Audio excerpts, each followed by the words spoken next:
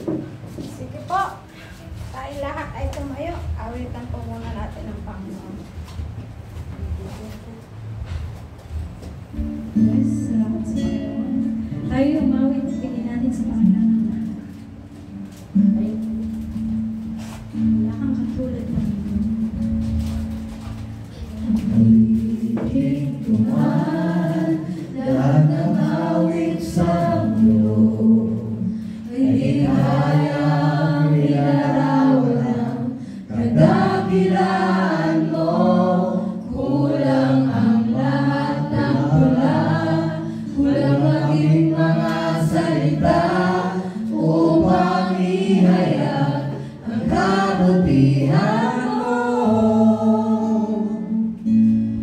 Walang katulad, wala nang hihigit sa'yo. Walang katulad, wala nang papatay sa'yo. Ikaw ang Diyos noon pa man, maging ngayon at kailanman. Sa habang panahon, wala kang katulad. Yes, Jesus, wala kang katulad, Panginoon. Wala kang katulad sa buhay ng bawat isang naririto, Panginoon. Dapat lamang na ikay purihin, Panginoon. Salamat, Lord, sa lahat, Panginoon. Awitin ko man lahat ng awit sa mundo, maligayang ilarawan ang kadakilaan mo. Kulang ang lahat ng tula, kulang maging mga salita upang ihayag ang kabutihan mo. Wala kang katulad, wala nang hihigit sa'yo. Wala kang katulad, Yes, Lord, wala kang wala nang papatay sa'yo. Ikaw ang Diyos noon naman, maging ngayon at kailanman. Sa habang panahon, wala kang katulad. Wala kang katulad, wala nang hihigit sa'yo. Wala kang katulad, Walang katulad ang Panginoon. wala nang papatay sa'yo. Ikaw ang Diyos noon pa man, maging ngayon at kailanman. Sa habang panahon, wala kang katulad. Sa habang panahon, sa habang panahon, sa habang panahon, wala kang katulad.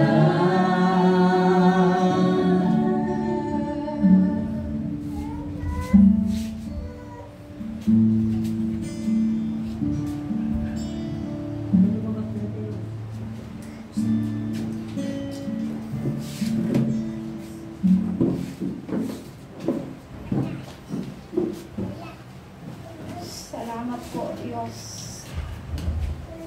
sa patuloy na pag-ibig at pangunawa mo sa aming mga buhay. Tunay nga po, Ama, na kami ay patuloy na nagkukulang. Patuloy kami nagkakamali. Subalit wala kang ating katulad. Sa habang panahon, O God, ay patuloy kang Diyos. Diyos na kailanman ay hindi nagkukulang sa aming mga buhay. Kaya naman, aking Ama, patuloy po kami dumulog sa iyo, patuloy po kami nagpupuri, patuloy kami nagpapasalamat sa iyo, kadakilaan at katapatan sa aming mga buhay. Sa umaga po nito, magbukas po kayo ng puso at isipan ng lahat na makakapakinig ng iyong mga salita.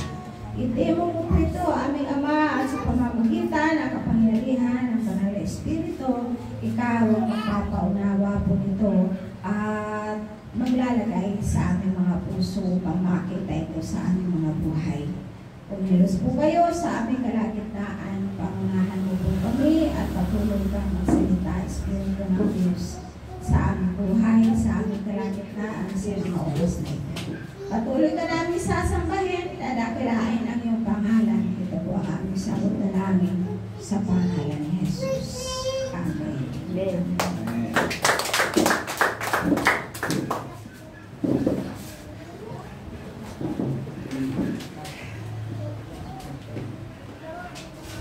Ayan po. Muli, mapagpalang umaga sa ating lahat. Nagagaya po namin yung mga patutuo. Nakita mo noon yung tunay na kadakilaan at katapatan ng Diyos sa buhay ng bawat isa.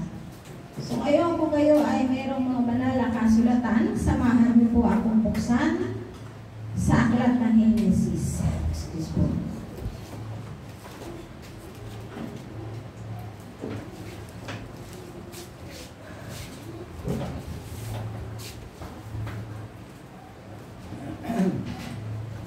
Genesis chapter 4.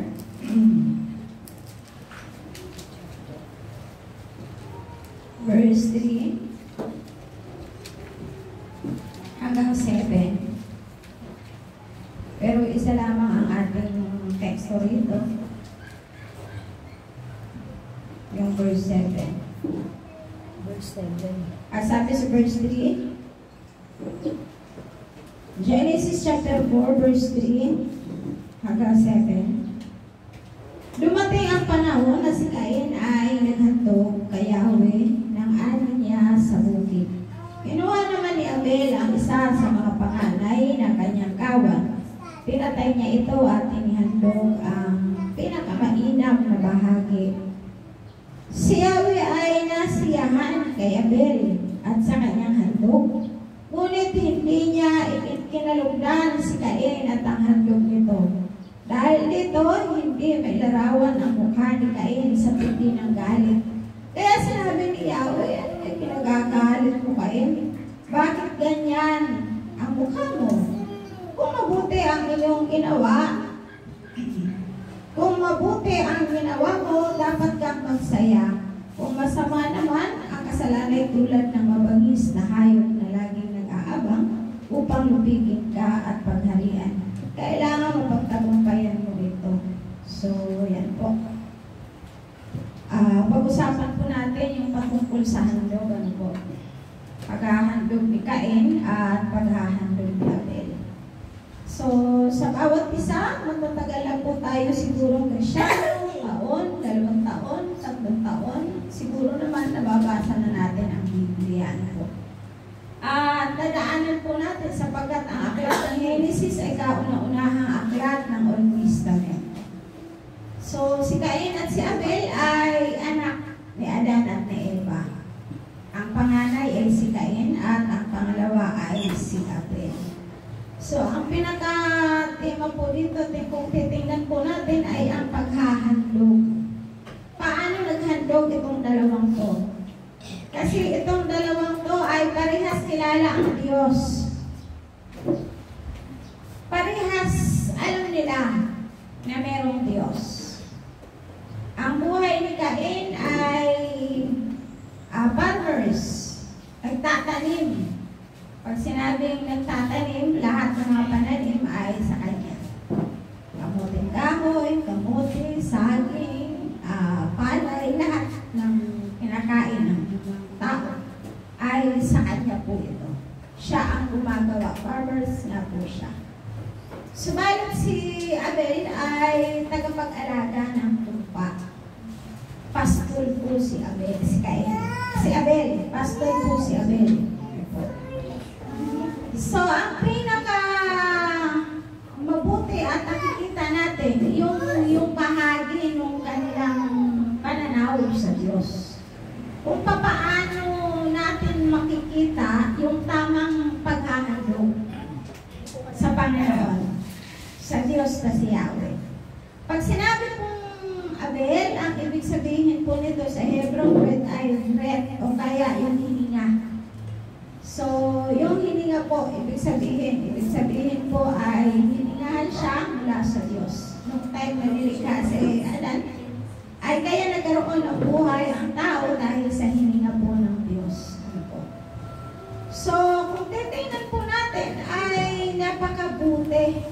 puso at adhikain ni Abel. Ano po? Kaya itong dalawang to ay nasa loob ito ng sambahan naunawaan po natin. Nasa loob po ng sambahan ang dalawang to sapagkat titingnan po natin sa atin sa ngayon, sa panahon natin. Noong Old Testament po kasi, ang paraan ng pagpapatawad ng pagkakasala ng tao ay sa pamamagitan ng paghahandog. So, ibig sabihin, kapag ikaw ay naghandog sa Diyos, dapat ayusin mo. Hindi yung basta-basta lang. Kapag ikaw ay haharap sa Diyos, iharap mo ang buhay mo, ang katawan mo, at ang iyong paghahandog ay dapat pinag-iisipan mo itong mabuti. Pinag-aaralan mo itong mabuti. Kung ito ba ay karapat-dapat sa Diyos, ito bang ginagawa ko ay karapat-dapat ba? Malulugod ba ang Diyos sa ginagawa ko? Kasi yung panahon, ang ginawa po ni Cain ay basta na lamang siyang kumuha ng kanyang mga adik sa bukid, ang pagkakasabi ng Biblia. Basta na lamang siyang kumuha ng kanyang adik sa bukid at inihandog niya kay Yahweh. So, ibig sabihin, wala siyang puso na malulugod kaya ang Diyos, malulugod kaya si Yahweh sa gagawin ko ito, sa handog ko na ito. Samantalang si Abel ay inayos niya. Ang sabing ganon, pinili niya. Pinili ni Abel ang pinakamainam. Ano ang pinili niya? Panganay na sa kanyang tupa. At yun ay kanyang, kumbaga, bata pa, walang kapintasan, ang sabing ganon. So, yun yung kanyang pinili at yun ang inihandog niya sa Diyos. Ibig sabihin, walang kapintasan yung inihandog sa Diyos. Hindi basta-basta lang na kumuha lang at pagkatapos doon ay basta na lang inihandog. Kasi ito lang yung diba? Ganon ang katwiran ni Abel. Kaya dalawang bahagi ang naghahandog sa loob ng sambahan. So, dumating na yung time na naghandog po sila. At yung handog ni Cain ay hindi naging kalugod-lugod sa Diyos. Hindi tinanggap ng Diyos yung kanyang handog. Kasi noong araw, kapag maghahandog ka, wala pa ng mga panahon ni Abel at ni Cain, wala pang propeta. Kasi sila pa lamang po yung tao. Kaya lalagay muna ng mga panggatong sa ilalim, tatambakan ng panggatong at inilalagay sa ibabaw yung handog at saka ito paliliyabin. So pagka ito ay umusok na, habang nandoon sa ibabaw yung handog, kapag ang usok ay pabilog yung usok, parang tipo ng ipo-ipo, na alam niyo na po yung ipo-ipo, di ba? Kapag ito ay pabilog at habang ito ay umuusok, pumapailan lang ito pataas. Ibig sabihin, ang handog mo ay kalugod-lugod sa Diyos. Subalit kung ang usok ng iyong handog ay pakalat, hindi yun kalugod-lugod sa Diyos o hindi tinanggap ni Yahweh ang kanyang handog. Kaya doon sa kwento ay nakita doon na ang handog lamang ni Abel ang tinanggap ng Diyos. Sapagkat bago naghandog si Abel, sinaliksik niya muna yung kanyang ihahandog. Tinignan niya muna. Kumbaga, binigyan niya ng pagpapahalaga na yung kanyang hahandugan o yung kanyang pagbibigyan ay hindi basta-basta. Yung kanyang pagbibigyan ay yung Diyos na lumikha sa kanya. Yung Diyos na nagbigay ng buhay sa kanya. Yun yung pananaw at kaisipan ni Abel. So, kaya ang nangyari po, noong mga panahon na yon, tinanggap po ng Diyos. Nalugod po ang Diyos sa handog ni Abel. Kaya po ito ay naging kagalakan sa puso ng Diyos nang makita ng Diyos na ang handog ni Abel ay hindi lamang basta-basta. kundi ito ay pinahalagahan niya. Tingnan niyo po yung bawat kataga na sinasabi ng Biblia sapagkat ito ay nagbibigay ng mensahe sa ating mga puso. Sasalaminin po natin ngayon, saan tayo nakabahagi? Kabahagi ba tayo ni Abel o kabahagi tayo ni Cain? So yan po yung ating dapat na makita sa ating mga paghahandog. Kaya ano nangyari? Nung makita po ni Cain na hindi nalugod si Yahweh sa kanyang handog, matindi po ang galit niya.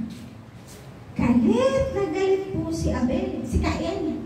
Galit na galit si Cain kay Abel. Pero yung tindi ng galit ni Cain kay Abel, may ginawa bang masama si Abel kay Cain? Wala naman, di ba? Kundi parehas lang sila naghandog sa Diyos. Parehas lang sila kumikilala sa Diyos. Parehas lang silang nilikha ng Diyos. Parehas silang naghahandog. Subalit, bakit nagkaroon ng matinding galit si Cain para kay Abel? Bago mangyari ang tinatawag na matinding pagkakasala at sumailalim sa sumpa ng Diyos si Cain, winarningan po siya ng Diyos. Nagsalita po ang Diyos kay Cain. At ano po ang sabi ng Diyos kay Cain? Kung mabuti ang ginawa mo, dapat kang magsaya. Kung masama naman ang kasalanan ay tulad ng mabangis na hayop na laging nag-aabang upang lupigin ka at pagharian, kailangan mapagtagumpayan mo ito. So, ibig sabihin, nagpapaalala po ang Diyos na sa bawat sandali, sa bawat bahagi ng ating mga buhay, lagi natin alalahanin. Nakatabi lang natin ang dahilan ng ating mga pagkakasala. Nasa desisyon lang natin ito. Kaya nga, bago ka pumasok sa tinatawag na pagkakasala, ay winawarningan na po tayo ng Diyos. Pinakikita na po ng Diyos na kung hindi natin mapagtatagumpayan ito, ay tayo ay lulubigin ito. Sapagkat ang sabi ng ganun, ang kasalanan ay katulad lamang ng isang mabangis na hayop na laging nag-aabang upang ikaw ay lubigin. Ang sabi po ng Panginoong Diyos. Kaya tingnan po natin, ano ba ang karakter? Ano ang naging ugali ni Cain? Na madalas nasa atin yun eh. Galit. Nagsimula siya sa inggit. Nainggit siya dahil mas naging kalugod-lugod si Abel kay Yahweh kaysa sa kanya. Nainggit siya dahil mas tinanggap ni Yahweh ang handog ni Abel kaysa sa handog niya. Kaya yung kanyang galit ay sumibol sa kanyang puso. So, kaya nga, ang sabi gano'n ng isang babae na sabi sa akin, Ma'am, alam niyo po ba sila naiinggit kasi ganito. Sabi ko, alam mo ba, Beth, kapag ka ikaw ay nakakaramdam ng inggit, hindi ka nakakapag-isip ng tama. Kaya iwasan ninyo yan. Iwasan ninyo ang inggit sapagkat hindi ka nakakapag-isip ng tama. Dahil ang pasimula ng galit ay inggit. So kaya nakagagawa ang tao ng hindi maganda dahil naiinggit siya. Bakit sila mayroon, ako wala? Bakit sila dinadanas yung ganyan, ako wala? Gusto kong maranasan, gusto kong marating yung narating niya, gusto kong maranasan yung naranasan niya. So dahil sa hindi siya nagtsatsaga, hindi siya nagtitiis, umayaw na siya. So anong nangyari ngayon? Napipighati ang kanyang puso. Ganon, diba? Ganon ang magiging damdamin ng isang tao. Pagka hindi ka totoo na sumasamba at naglilingkod sa Diyos. Kakaiba ang nagiging damdamin mo. Kasi ang gusto mo, kung ano yung meron siya, meron ka din. Kung ano yung pagtingin sa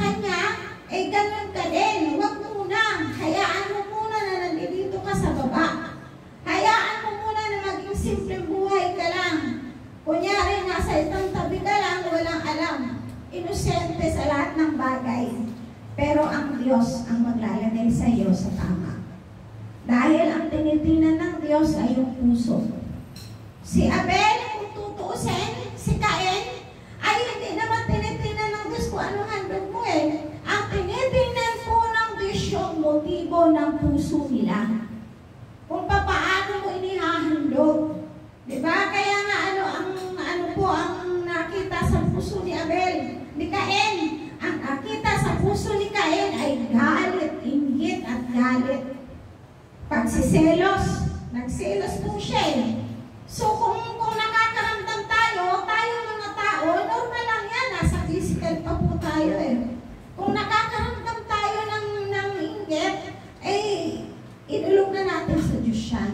Kasi hindi mo maganda pag nagtagal sa puso natin yan. Hayaan natin na ilagay natin sa kamay ng Panginoon yun. At ipaalis natin. Aalisin ng Diyos yan. Totoo yan. Ang Diyos po ay maglilinis ng ating puso at aalisin po yung hindi kalugod-lugod kung magpapasakop po tayo sa Kanya. Kung ang puso natin ay buong-buo natin iaalay ang ating puso, buong po natin bubuksan at iaalay po natin ang ating buhay, ihahandog natin ang totoo sa Diyos ang ating buhay. Hindi ho magiging miserable ang buhay natin.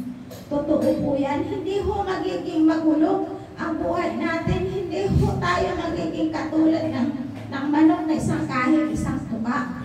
Pag hindi ka kakahig, hindi ka tutuka kasi walang lumalabas na biyaya, di ba?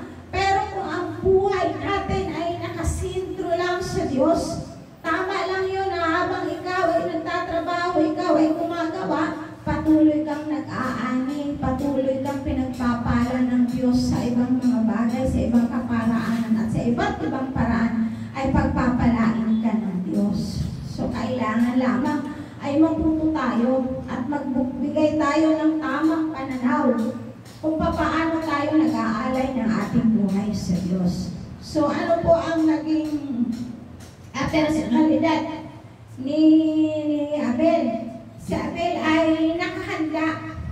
Naghanda po si Abel kung paano po niya iniaalay o maghandog sa Diyos, kung paano po siya naghandog sa Diyos. At isa pa po ay meron siyang sinseridad. Nakuha natin. Talagang may sinseridad po si Abel. Hindi siya basta-basta, kundi pinili niya, sabi ng Biblia. Pinili niya yung pinakamainam, yung pinakamataba, yung walang kapintasan, at yung panganay, yun yung pinili ni Abel. Alam ni Abel kung paano niya mahihipo ang puso ng Diyos. Kaya tingnan niyo po ano po ang nangyari. Kahit wala na siya, kahit patay na siya, pero patuloy at patuloy na ang kanyang pangalan ay nangingibabaw sa daigdig. Isipin mo magpahanggang sa ngayon, pinatay po siya ni Cain dahil hindi na pagtagumpayan ni Cain yung galit at inggit sa puso. Kaya anong nangyari? Sinumpa ng Diyos Cain. Kaya tingnan niyo po, anong lahi ang sumibol at nasimulan ng pangako ng Diyos? Alam niyo po kung kaninong lahi po ni Seth. Sapagkat nagkaanak muli si Adan at si Eva at yun ay si Seth. At simula sa kay Seth na nagkaroon ng pagpapakumbaba, nagkaroon ng puso ng paniniwala, pananampalataya sa Diyos, doon nagsimula na ang lahi po ni Seth ay nagkadugsong-dugsong ang pangako ng Diyos at pagpapala hanggang sa dumating ang bansang Israel. Hanggang sa ngayon, maging ang pangalan ni Abel ay nananatiling nakatala at patuloy nagiging isang mabuting halimbawa. Ang pangalan ni Abel kailanman ay hindi mabubura sa sandaigdigan hanggat ang mundo ay naririto, hanggat ang banal na kasulatan ay naririto. Ang pangalan ni Abel ay mananatiling tanyag yan. Ultimo ang dugo niya na pumatak sa lupa. Wala namang nakaalam sa ginawa ni Cain. Pero anong sabi? Yung dugo na pumatak sa lupa ay sumisigaw sa kalangitan at humihingi ng katarungan. Ganyan po katindi ang lubos ng isang taong tunay na nagtitiwala at sumasampalataya sa Diyos. Ngayon ang katanungan, paano mo ba inaalay ang ating buhay sa Kanya? Paano ba tayo nag-aalay at naghahandog ng ating buhay? Inihahandog ba natin ang ating oras? O baka kung kailan lang may oras tayo? Araw ng pananambahan natin, na isisita sa iba natin yung araw na yun, na ito talaga ay para sa Panginoon to. Kahit anong kagipitan ko sa buhay, kahit anong mangyari, sasambahin at sasambahin ko ang Diyos. Meron kaya tayong pusong ganito? Amen. Tama po, maging ganito po ang ating puso sapagkat tandaan natin lahat ang ginagawa natin sa mundong ito ay meron po itong kabayaran pagdating ng tamang oras at tamang panahon. Kaya kung minsan, katulad po tayo ni Abel, na basta na lang naghahando, basta ka na lang, di ba? Hindi natin naiisip. Sana magkaroon po tayo ng isang pusong Abel, na nag-iisip, gaano ba kahalaga ang paghahandog sa Diyos? Ang buhay ko ba ay totoo ko nang naialay sa Kanya? Ano ang priority sa buhay ko? Diba? Gaano ba kahalaga ang paghahandog ko? May mga talento po tayo eh. Pero inihandog pa natin sa Diyos. Yun ang magiging katanungan ng ating mga puso. Yung boses na maganda na ibinigay sa atin ng Diyos, kagamit mo hanggat may oras pa. Hanggat may panahon pa tayo dito sa mundo. Kung meron kang kayang gawin sa church na pinagkatiwala ng Diyos sa iyo, gawin mo na. Habang may panahon ka pa. Dahil hindi natin alam ang bukas. Diba? So, yung kapangyarihan ng Diyos ay laging nakalaan yan sa puso ng taong totoo nag-aalay ng kanyang buhay sa Kanya. Kaya, di ba, noong mga time na ang Panginoong Jesucristo ay nangangaral na sinilo siya at gusto siyang siluin ng mga tao at sinisingil siya. Ang sabi niya, bakit kayo ay hindi nagbabayad ng buwis? O, di ba? Patungkol sa buwis. Subalit sabi ni Jesus, bakit niyo ako gustong siluin? Sa Mateo chapter 22. Patingin ang isang denaryo. Binigay po sa kanila yung isang denaryo. Mga magulang kapatid, pakinggan niyo mabuti. Tatapusin natin ito ng mabilis dahil may communion pa tayo. Tinanong ni Jesus, sino ang nakaukit sa denaryo na yan? Kaninong pangalan at kaninong mukha? Ang sabi nila, kay Cesar. Binalik ni Jesus sa kanila, ibigay niyo kay Cesar ang para kay Cesar. At ibigay niyo sa Diyos ang para sa Diyos. Diba? Pero naaabuso natin. Totoo yan. Yung panahon na para sa Diyos, yung oras na para sa Diyos, kinukuha pa natin. Dahil sa ating mga baluktot na pangangatira. Kailan po tayo magkakaroon ng isang sinseridad? Katulad ni Abel. Upang maglingkod ng totoo sa Diyos. Kailan natin ibibigay yung the best natin para sa Panginoon? Hindi naman lahat ng oras hinihingi sa atin ng Diyos. 1-2 oras lang sa loob ng isang linggo. Pero hindi pa mo natin ma-prioritize. Diba? Sa palagay po kaya natin may sinseridad tayo sa paglilingkod natin sa Diyos. Sa totoo lang, kung ang puso natin ay totoong sumasampalataya at naglilingkod sa Diyos, nagpapatuwid tayo. Wala ho tayong magiging dahilan para hindi ka maglingkod sa Diyos. Wala ho tayong magiging katuluran. Kahit marami kang gagawin, kaya mong gawin yan. Sa mga mga susunod na oras, ibigay mo lang ang oras at panahon mo sa Diyos. Sa oras at panahon naman ng Diyos. Diba? Kasi sa totoo lang, hindi naglilimita ang Diyos sa pagpapala niya sa atin. May limitasyon ba? Wala. Nakakalungkot niya eh. Sa totoo lang, nalulungkot po talaga, nakakalungkot namin ninyo. Kung ikaw yung Diyos na naghahangad, nag-aantay na sambahin ka ng mga taong nilikha mo. Pagkatapos puro reklamo, may mga panalangin, pag hindi ka agad ibinibigay, di ba nagre-reklamo tayo? Maraming na, bakit ganon? Bakit yung tagal na ng panalangin ko, hindi pa ako tinutugon? Oh. Pero ang Diyos, sa totoo lang, nananahimik, nalulungkot, napipighati ang Espiritu ng Diyos sa ating buhay. Kasi magpahanggang sa ngayon, kung kailan mo lang gustong magbigay ng oras sa Diyos, sa kami ang ginagawa. Kailan ka? Diba? Kung kailan mo lang gustong magbigay sa Diyos ng oras, saka mo lang pinibigay eh. Yan ang motibo ni Cain. Kung ano lang yung makita niya, kung ano lang yung magustuhan niya, yun lang yung ibinigay. Yun lang yung ibinigay niya, inihandog niya sa Diyos. Pero si Abel, pinahalagahan niya yung pagdulog mo sa Diyos. Dahil ito'y sagrado, ito'y banal. Kaya nakakalungkot sa totoo lang. Kanina, natouch po ako ng Espiritu ng Diyos. Yung awit na yun. Grabe po yung dalaw ng Espiritu sa puso ko. Diba? Namnamin niyo po yung awit. Kaya pinaulit ko, namnamin po ninyo.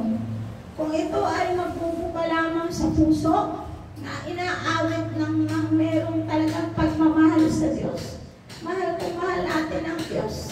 Gawin na natin. Magkaroon tayo ng sinseridad sa ating mga puso, sa ating paglilingkod sa Diyos.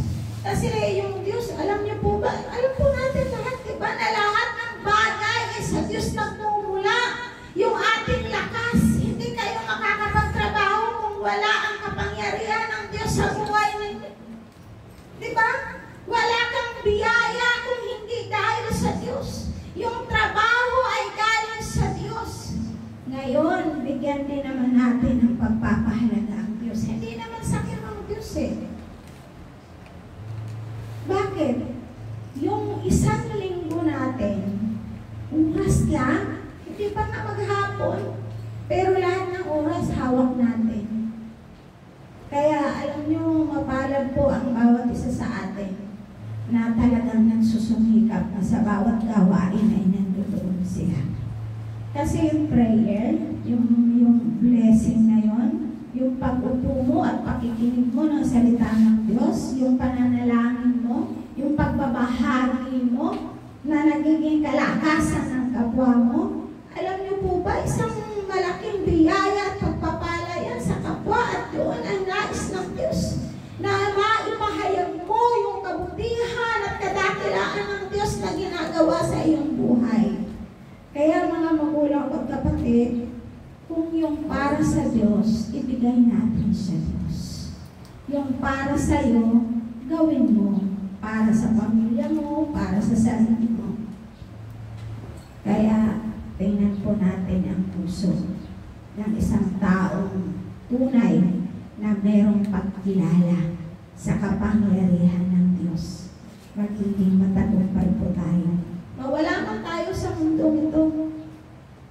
Patuloy at patuloy na makikita, mahahayag at babanggitin ang pangalan mo. Sapagkat yung pangalan na yon ang ginagamit ng Diyos at nagpagamit sa Diyos, kaya yung kaluwalhatian ng Diyos ay patuloy na makikita sa buhay at pagkatao ng isang taong totoong may sinseridad ng pag-aalay ng buhay sa Kanya. Unawaan po natin. Maging sincero po tayo sa ating paghahandog. Maging sincero po tayo sa ating pag-aalay ng buhay sa Diyos.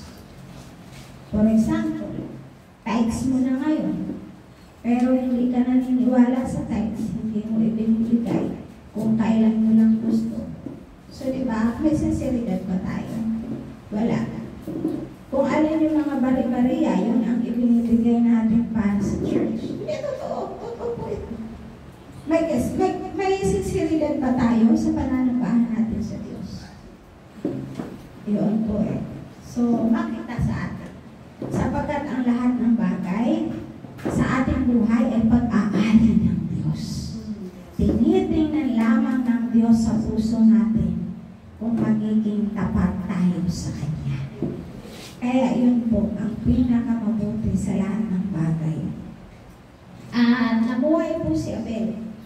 Naging katuruan sa atin yung karakter ni Abel na meron siyang sinseridad kung paano siya nanando at paano siya nag-alay sa Diyos. Hindi lamang ang bagay na kanyang tinamasa ang inalay niya, kundi pinakita niya yung buong buhay niya na talagang inalay niya. Kasi ang dugo ni Abel, ang dugo ni Abel na isang banal ay halos naging katulad ng dugo ng ating Panginoong Jesucristo na nabayubay sa krus ng Kalbaryo, na nag-sacrifice para po sa ating mga buhay. So, tayo pong lahat ay tumayo. Muli po nating awitin.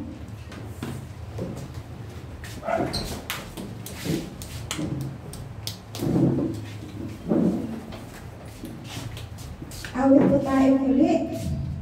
Wala kang katulad. Salamat po Diyos. At tayo po ay magko-communion.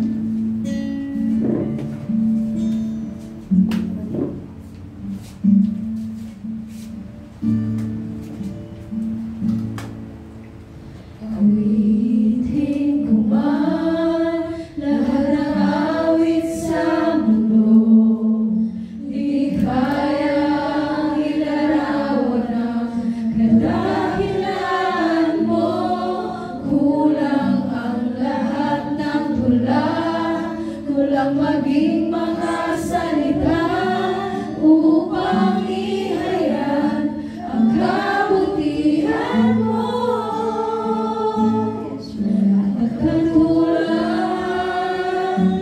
Wala nang higit sa'yo, wala kang katulad, wala nang papatay sa'yo.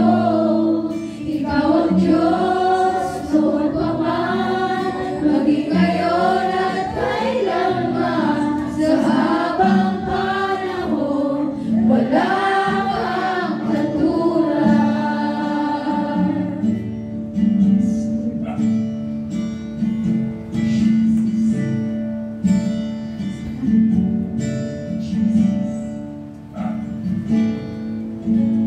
Awitin ko man lahat ng awit sa mundo, di kayang ilarawan ang kadakilaan mo. Kulang ang lahat ng tula, kulang maging mga salita upang ihayag ang kabutihan mo. Wala kang katulad, wala nang higit sa'yo, wala kang katulad, wala nang papatay sa'yo. Ikaw ang Diyos, noon pa man, maging ngayon at kailanman, sa habang panahon, wala kang katulad. Wala kang katulad, wala nang higit sa'yo, wala kang katulad, wala nang papatay sa'yo. Ikaw ang Diyos, noon pa man, maging ngayon at kailanman, sa habang panahon, wala kang katulad.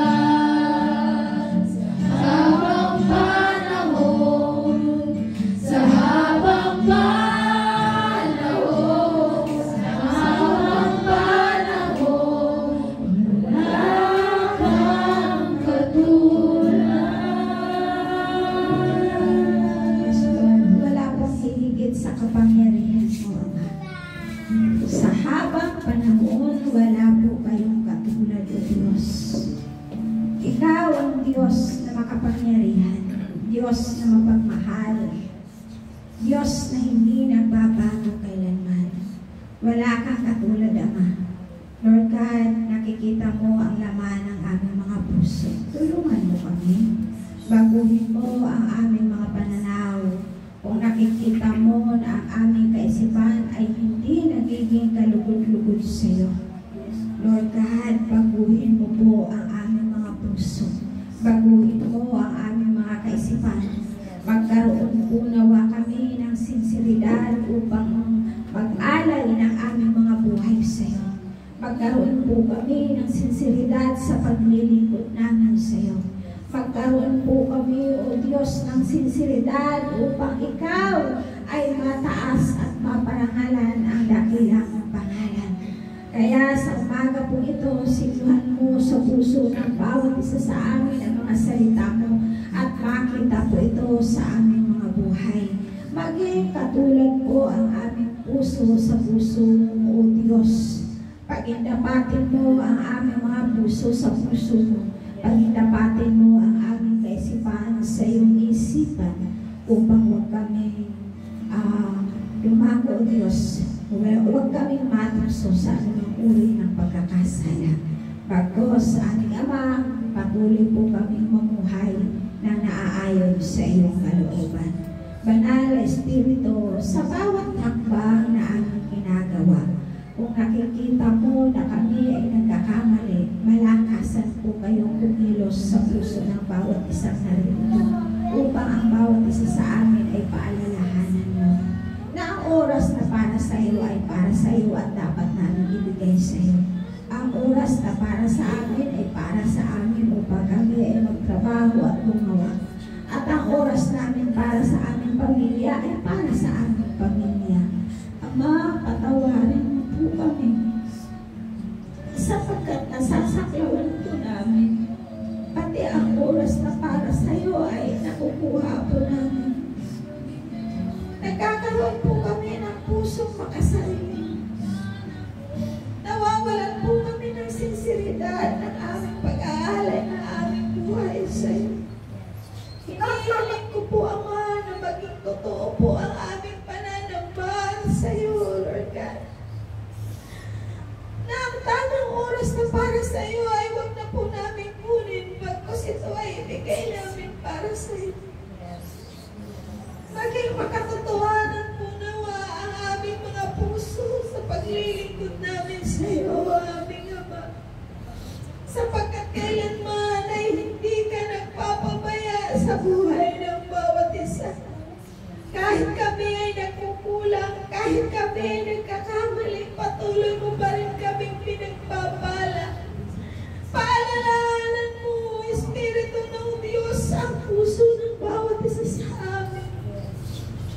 Nasa tamang oras na ibinibigay namin sa iyo, ay karapat-dapat po na ibigay namin sa iyo upang ang pangalan mo ay maparangalan sa aming mga buhay. Magliwanag ka, O Diyos. Paliwanagin mo ang buhay ng bawat isa. Kung hindi pa po kami nababago, baguhin mo na naaayon sa iyong kalooban. Kahabagan mo ang pamilya ng bawat isa na rito.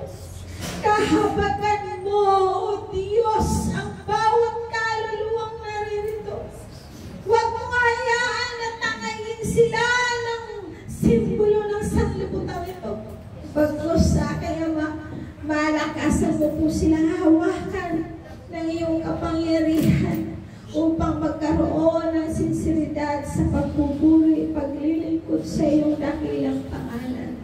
Ama, maraming salamat po sa iyo. Katagpuin mo ang aming mga puso. Katagpuin mo ang puso ng bawat isa. Ipaunawa mo ang tamang pananambahan sa iyo. Ipaunawa mo ang tamang paglilingkod sa iyo. Ipaunawa mo ang tamang pag-aalay ng buhay para sa iyo. Sapagkat ikaw ang Diyos na aming manlilikha, na hindi ka kailanman nagpapabaya sa mga taong tunay na sumusunod sa iyong dakilang pangalan. Ama, salamat po. Maging ang aming pagkukumyunyon sa umagang ito, pagpalain mo po. Samahan mo po kami hanggang sa matapos ang gawain mo ito, O God. Patuloy ka namin sasambahin, pasasalamatan, at manatili po ang kadakilaan sa iyong pangalan. Ito po ang aming samot dalangin sa pangalan ni Jesus. Amen. Amen.